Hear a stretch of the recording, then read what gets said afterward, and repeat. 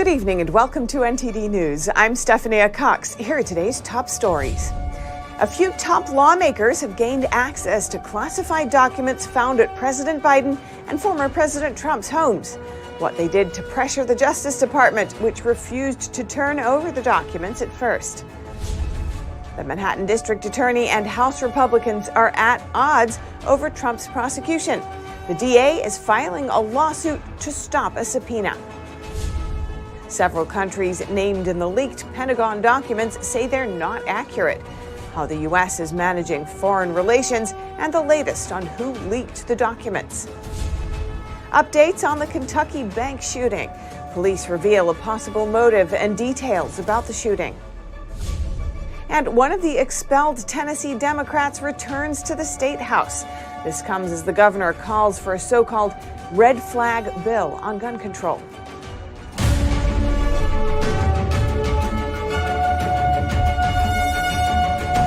Members of the Congressional Gang of Eight have now gained access to the classified documents found at the homes of President Biden and former President Trump. It comes after months of pressure since Trump's home was raided by the FBI last August. NTD's Iris Tao has more. A bipartisan group of top lawmakers is now getting access to the classified documents found at the private homes of President Biden, former President Trump, as well as former Vice President Mike Pence. It comes after classified documents were found at the homes or private offices of all three men.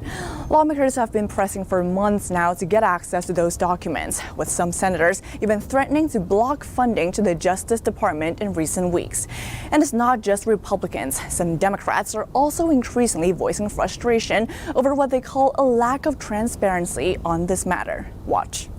We have a constitutional responsibility to see those documents, the classified ones, make a judgment whether the intelligence community did appropriate protection. And I am done with the lack of willingness for the administration to address this. Democratic Senator Mark Warner is part of the Congressional Gang of Eight now granted access. The Gang of Eight refers to the top four leaders of Congress as well as the heads of the Senate and House Intelligence Committees.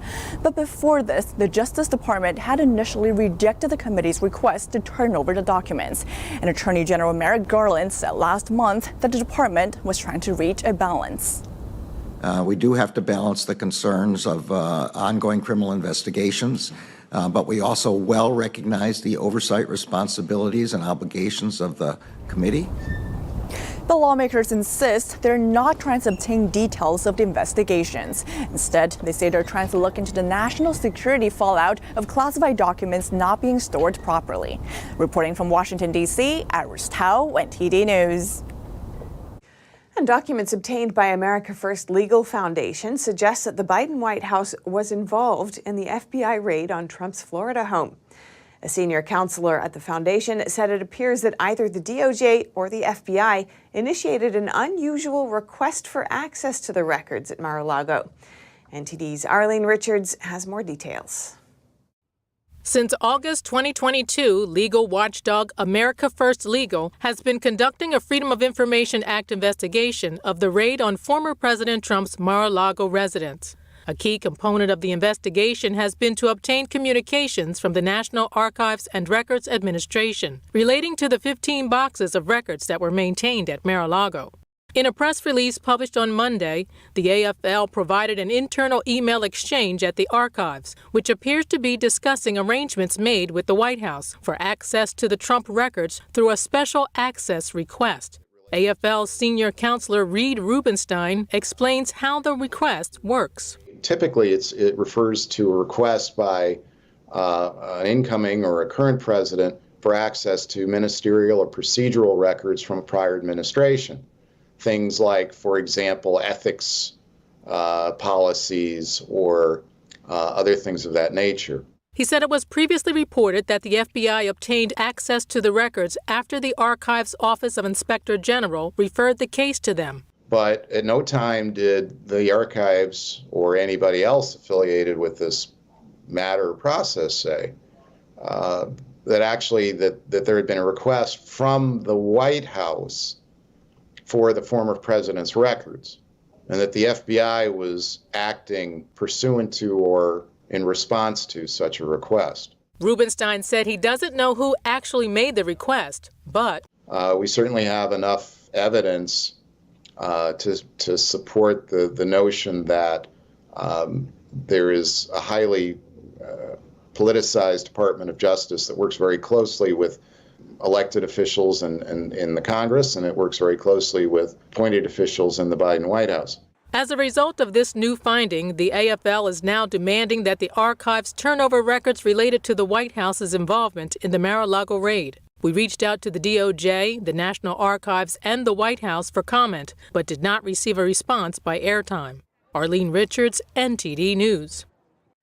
Tensions are escalating between Manhattan District Attorney Alvin Bragg and House Republicans. Bragg is suing Republican Congressman Jim Jordan. Jordan is the chairman of the House Judiciary Committee. Bragg accuses Jordan of trying to interfere in his case against former President Trump. Last week, Jordan subpoenaed Mark Pomerantz, a former senior prosecutor who worked for the Manhattan DA. The House Judiciary Committee wants Pomerantz to testify on his role investigating Trump and the Trump Organization. Now Bragg is seeking to block the subpoena.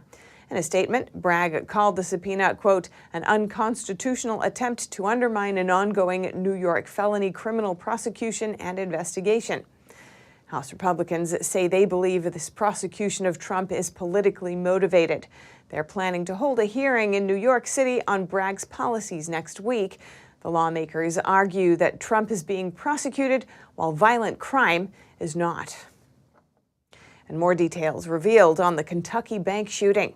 The interim Louisville Metro Police chief said today that the shooter legally bought an AR-15 style rifle at a local gun dealership 6 days before he used it to kill 5 of his colleagues at a downtown bank.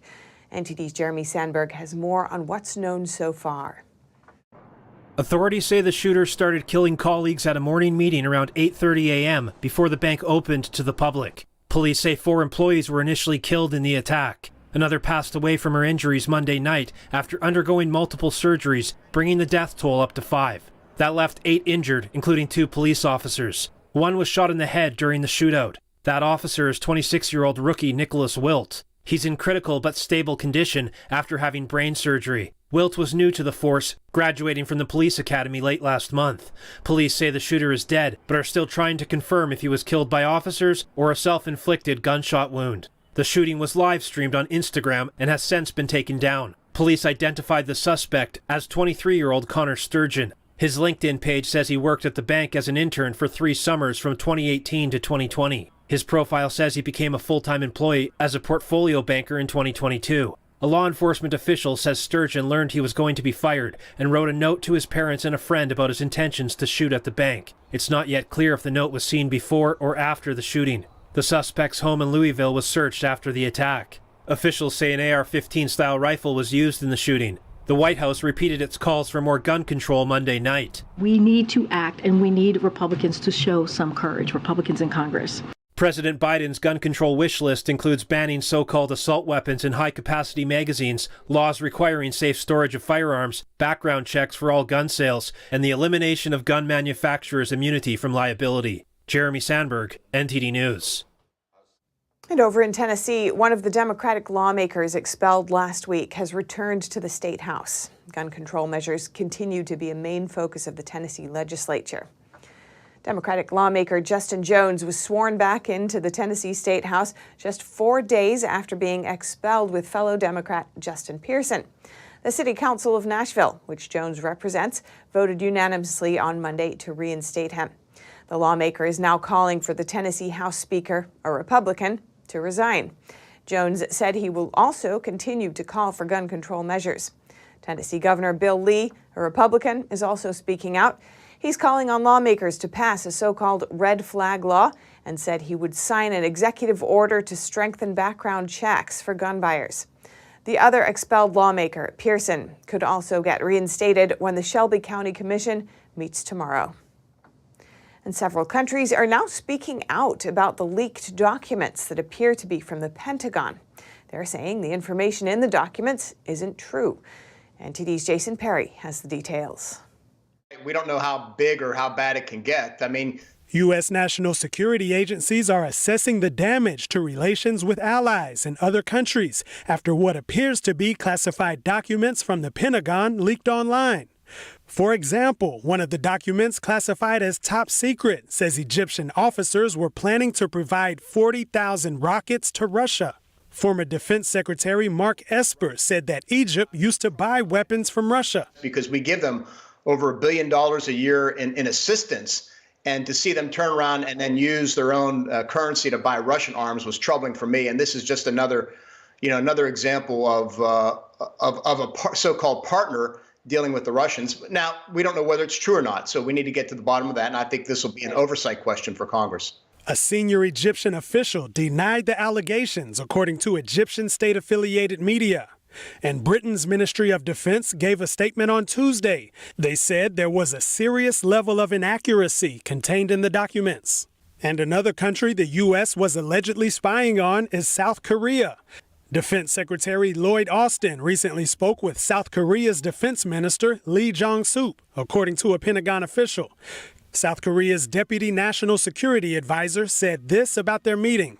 The defense ministers of the two countries spoke on the phone this morning and agreed that they have the same views. Much of the disclosed information was fabricated. One more country now affected by the leak is the United Arab Emirates. The leaked document titled Russia-UAE Intelligence Relationship Deepening shows Russian intelligence officers bragging that they convinced the UAE to work together and against U.S. and U.K. intelligence agencies. On Monday, the Emirati government said the claims that the UAE had deepened ties with Russian intelligence was categorically false. The United States believes the person who leaked the documents is most likely an American due to the classification levels. And U.S. officials are now going through printing records to try to obtain more information about who could be behind the leak. Jason Perry, NTD News. If you have any news tips or feedback for our show, you can email us at eveningnews@ntd.com. And coming up, California is stockpiling an abortion pill. The state insists on keeping its abortion sanctuary status after a judge in Texas tried to restrict access to another abortion pill. And Brittany Griner's WNBA season starts up next month, but the league's biggest star has other plans right now. We'll have the latest on her and more coming up.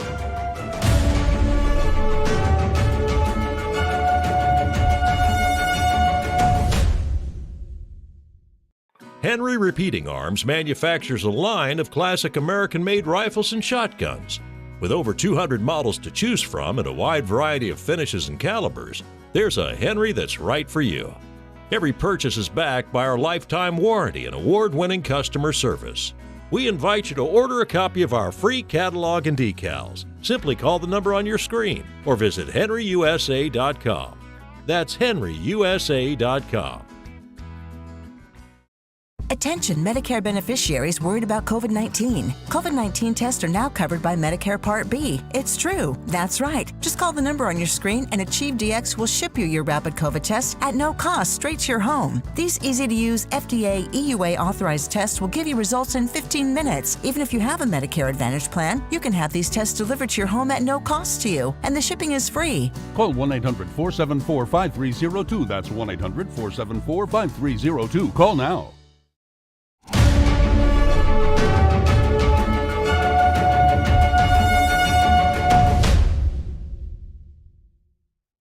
Over to the West Coast, California is stockpiling misoprostol, an abortion pill.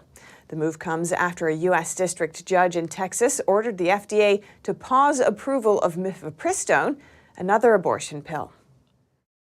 Governor Gavin Newsom announced on Monday that California secured an emergency stockpile of 2 million misoprostol pills, a commonly used abortion medication. This comes after a Texas judge sought to block access to mifepristone, another abortion pill. In a statement, Newsom said, "We will not cave to extremists who are trying to outlaw these critical abortion services. Medication abortion remains legal in California." On Friday, U.S. District Judge Matthew Kaczmarek ordered a federal approval to stop the FDA from approving mifepristone. It would remove the drug from pharmacy shelves across the country. The FDA first approved mifepristone in 2000, which is taken with misoprostol. The Texas ruling came the same day as another judge in Washington state, in a separate case, made another ruling on mifepristone. Here to discuss the broader implications of these rulings and offer his insight is Dr. Scott Atlas. Dr. Atlas previously advised the White House Coronavirus Task Force, and he now serves as a senior fellow at Stanford's Hudson Institute. He's also a contributor to the Epoch Times, and I spoke with him earlier today. Dr. Scott Atlas, welcome to our show. Thanks for coming on again. Yeah, happy to be here. Now, on Friday, we saw judges in two separate cases overrule the FDA on the abortion drug mifepristone. What concerns you about this? Well, just for background, there's two conflicting cases. One is in Texas, where a judge tried to overrule the approval process for this abortion drug, essentially because at least one point was that approval process is supposed to be used for serious life-threatening illnesses, and pregnancy, of course, is not that. The second case is a Washington state case where a dozen states signed on to a suit that is challenging, that wants to keep the FDA approval, but is challenging the restrictions on the dispensation of the drug. Those were implemented for safety reasons. So we have a very interesting situation that indicates two serious problems. The judges now have lost trust in the federal government health and science authorities. I mean, this stems from really, it's a manifestation of what we saw from COVID, where there was inappropriate guidance, wrong guidance by the federal authorities. And this is a sort of a remnant of that. The second problem is we now are in a society that the way to change these things is simply to go to the courts. So the courts are now the vehicle used to change what should not be a territory of the courts. Again, an indication of a whole society losing trust in federal science authorities. So what do you think concerned parties should do if they want to challenge a decision by the FDA? Well, there's really only one way to do that, and that is through the court system. So it's appropriate. It's part of our country to be able to, bring lawsuits or sue decisions that are wrong, and they should be sorted out through an impartial, law-abiding judiciary. And that's what I hope we still have. So, yes, it's fine that these states or whoever the plaintiffs were, went through the court system if they want to challenge the FDA. But let's hope that the courts, unelected officials, are not overruling what should be legitimate scientific guidance. So do you have any final thoughts on this to share with our viewers? Sure. My final thoughts are sort of big picture in this, and that is this is a restatement of what we've seen from the management of the pandemic, where we as an American society really have seen how flawed our public health leaders are, how our science advisors are politicized, are denying science evidence, and all of these things with their inappropriate mandates, et cetera, and overstepping of government authority have created a very serious loss of trust. I think we have a big hole now in the United States. We need good people to step forward. We need leaders to really put in, ways to have conflicts of interest that are clearly voiced to the public. We need to regain trust when there is a crisis, and there will be more crises. We need to be able to have trust in objective guidance from our leaders. So transparency and other things are really urgently needed right now. So specific actions to make that happen, what are you seeing? Well, I think we need leaders to make some changes. We need to make sure that the CDC, that the FDA are advisory and not law setters. We need to have leaders understand that conflicts of interest cannot be hidden. For instance, I'll give as one example, NIH receives a certain amount of money as part of intellectual property rights from new drug discoveries, yet we as American public are not entitled to see who got what monies. And financial corruption, of course, is a problem in decision making. We need to put term limits into people who lead these government agencies. There's no reason why somebody should be in a position of such authority over science funding, over drug trials for 30 plus years, like people like Dr. Fauci. So we need term limits and things. And, we need more transparency in a variety of ways. We need a declaration of public health emergency that is clear and time limited. We cannot have an unending public health emergency that lasts for years when there is no emergency, yet that is an excuse to put forward mandated behavior limits, et cetera, on American people. And we need to make sure that any kind of health guidance, first and foremost, does not override the Constitution. We have freedoms, we have assured freedoms. They are not circumvented even in times of emergencies. Dr. Scott Atlas, Senior Fellow at Stanford's Hoover Institution and former advisor for the White House Coronavirus Task Force, an Epoch Times contributor. Really appreciate it. Thanks for having me. And staying in California, Whole Foods closed its flagship location in San Francisco on Monday due to safety concerns. Many social media videos of brazen crime and the recent murder of a high-profile tech executive have brought the issue of public safety into the spotlight once again. After being open for just over a year, Whole Foods has closed its downtown San Francisco store on Monday due to crime. The store is located near Civic Center, just about a block from an area many dubbed to be a 24-hour open-air drug market.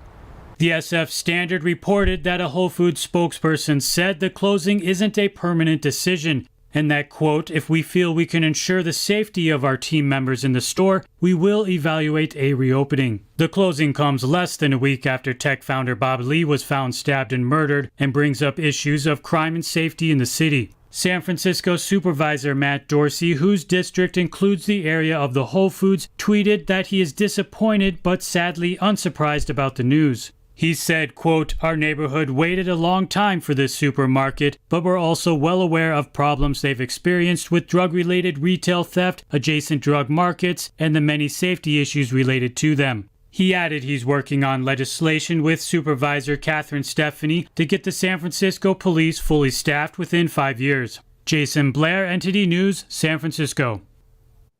And now to sports news. Here's NTD's Dave Martin with today's top stories.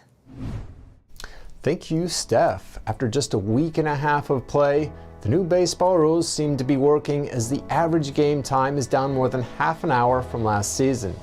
In addition, batting averages are up 16 points as the infield shifts have been effectively banned. Meanwhile, stolen base attempts are up from 1 per game last year to 1.3, and players are having a higher success rate stealing them. The game was revolutionized in the offseason with pitch clocks implemented, infield positions limited to 2 on each side of second base, and limits on how many times a pitcher could try to pick off a runner, all in an attempt to add more action. And in women's basketball news, WNBA star Brittney Griner has announced plans to write a memoir about her imprisonment in Russia. The 7-time All-Star was detained in February of 2022 on drug possession charges and was eventually sentenced to 9 years before a prisoner swap brought her home. Griner says she hopes the book will raise the awareness of other Americans held overseas. And for your sports viewing schedule tonight, the NBA will start the play-in tournament with the 2 7 versus 8 seed games as the Miami Heat host the Atlanta Hawks in the East, while the Minnesota Timberwolves play out the Lakers in the West. The winners advance to the playoffs, with the losers each giving one more chance to win on Friday. And in baseball, busy night. All 30 teams are in action, including the lone undefeated one left, the Tampa Bay Rays, who at 10-0 are off to the best start of any team in more than 3 decades. They host the Boston Red Sox. And finally, for you hockey fans, another big night in the NHL. 10 games, including one with the Boston Bruins, who with 2 games left can extend their record for most wins in a season. Meanwhile, they're also just 1 point behind Montreal's season record of 132. They host the Washington Capitals. And that's it for your sports news today. Steph, over to you. Thanks, Dave. And that's all for today's news. Thanks for tuning in. I'm Stephanie Cox. Good night.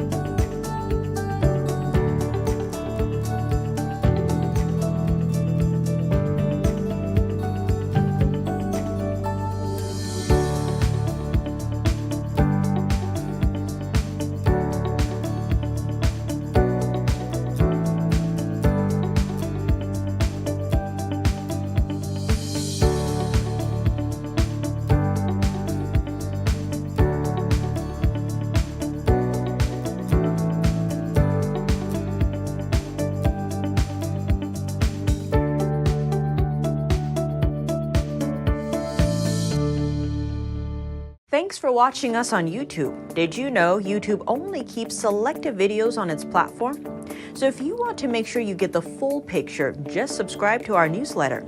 Go to newsletter.ntd.com and sign up. It's free.